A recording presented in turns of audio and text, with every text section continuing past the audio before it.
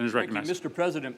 The IRS financial instituting reporting requirement forces financial institutions to turn over detailed bank account information to the IRS based on vague and flexible criteria, such as a $600 threshold, and account inflows and outflows would be covered. This all to be determined by the IRS.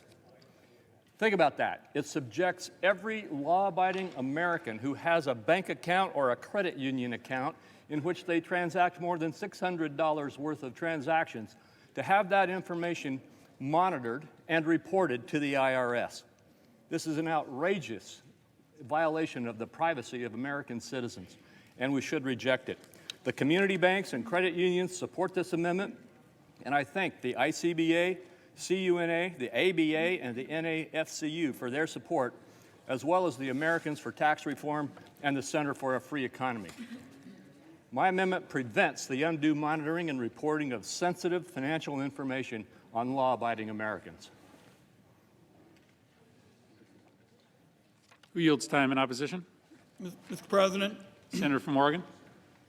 colleagues, a decade of Republican budget cuts to the IRS has resulted in rampant tax cheating at the top. Tax enforcement is going to require new resources and new tools to crack down on the high-flying tax cheats. The Crapo amendment would, for all practical purposes, preserve the status quo that has contributed to the trillion-dollar tax gap, mushrooming and growing bigger. This amendment would make it harder to root out tax cheating, and it's unfair to working Americans who pay their taxes automatically out of each paycheck.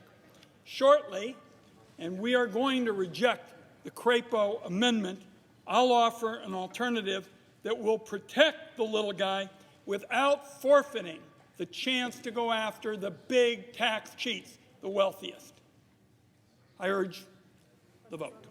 The question is on the amendment. Is there a sufficient second? There appears to be.